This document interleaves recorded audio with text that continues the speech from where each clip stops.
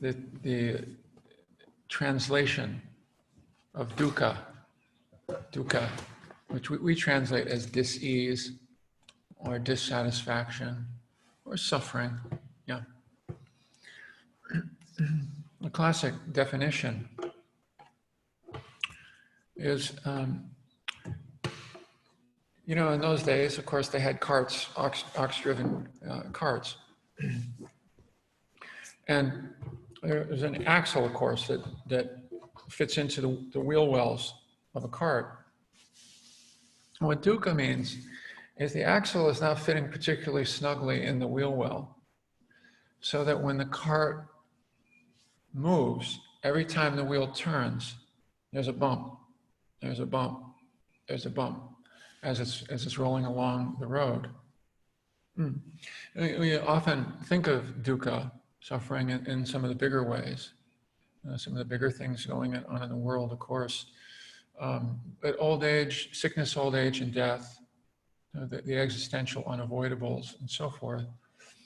But there's some of these that we can only do so much about, sometimes very little. But what the Buddha focused on mostly were the kinds of bumps in our psyche, the ways that we kind of bump along as our cart is moving along the path, because the axle isn't fitting particularly snugly in the wheel well. It's the more subtle forms of dukkha. The more, I would say this though, the more chronic, ongoing forms of dukkha as well. And that's why I like that definition as well, because that doesn't just happen once in a while as the cart's going down the road. It's happening every time the wheel's turning. Every time the wheel's turning, there's a bump. There's a bump. And what are those? What are those bumps? What are those places where the cart does not flow smoothly, where our life does not flow along smoothly? Yeah. And of course, the Buddha, in large terms, talked about craving and aversion or hatred, the tendency to really want to grasp something in a big way, or really wanting to avoid. There were two of the big ones, two of the big causes. And we're aware of those in our lives, the big things that we really want a lot, that we even craving, and the things that we really don't want a lot. Yeah, and those are easier to see. Not so easy to see the more subtle ones. And really, it's the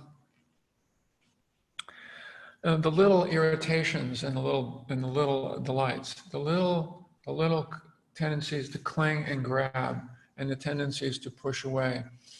And these are going on all the time in our psyches. It's part of our wiring. It's not a defect. It's part of our wiring.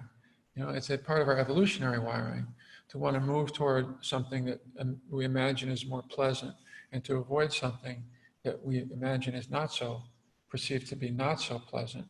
Yeah. So there's some of that is completely understandable. Completely understandable. And yet, we can bring that right into our meditation without becoming aware of it, so that we can continue, and we do continue, to try and rearrange the furniture in our internal environment in a suitable manner. Yeah? In other words, we bring that same tendency. I want this, I don't want that. A sound comes up. I don't like that sound. I like the sound of the birds, but I don't like the sound of the car going by. And there can be that sense of, wanting to cling to that and wanting to push away or turn away from the sound of the car, but not necessarily being aware of those movements, of those tendencies. You see, I'm just aware of the sound. I'm aware of this sound and I'm aware of that sound. But often we don't see those movements toward and the movements away from, which in and of themselves don't seem huge, except that we're doing it all the time. We're rearranging the furniture any internal landscape all the time to be more suitable, or in a way that we imagine is more suitable, even though everything is slip sliding away in there all the time. Yeah, yeah, there's still that tendency to rearrange and to basically to not make a full relationship with the present moment of experience. My user definition, a friendly definition of dukkha, is wanting something other than what is here to be here. This is almost right. It's almost right, but if only that pain in the knee would go away, if only that traffic would stop for a while, if only someone wouldn't walk in late for the meditation and step so that the floors are creaking, which is really bothering my meditation. Yeah, that kind of thing. It can come up and we can imagine, no, I have a right to be irritated with that. I just need that to go away, then I'll have peace of mind. Now, this is precisely the kind of dukkha that the Buddha said, well, we should look into this matter. We should see how it arises. We should settle the mind a bit, which I'll ask you to do in a minute here. And begin to notice how prevalent these tendencies are, how we bring them right into our meditation practice as well. To want this and not want that. To want this and not want that.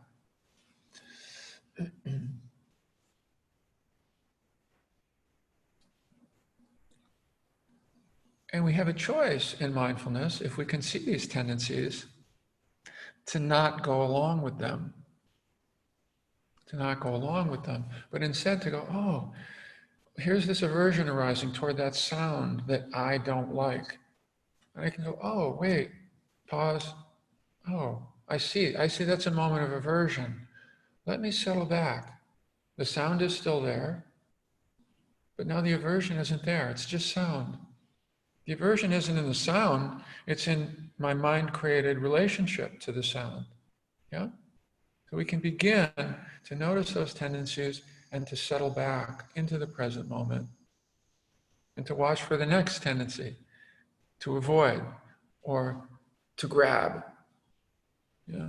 Or just to be mildly discontent with what's arising in our experience, yeah, directly. And so the direction and part of the path is to see these tendencies and to make more of a welcoming relationship with a wider range of our experience. Yeah? Very simple, but very profound in my experience.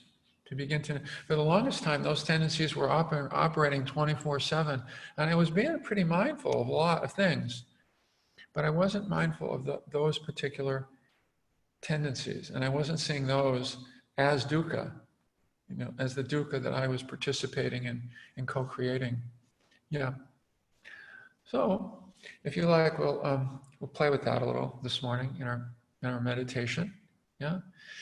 Just settle, and you'll begin to notice what is it that you think needs to go away in order for all to be well. What is it that you feel really needs to stay? Really needs to stay for all to be well in here. And then let go of those tendencies if you can, and just settle with whatever is arising. Yeah.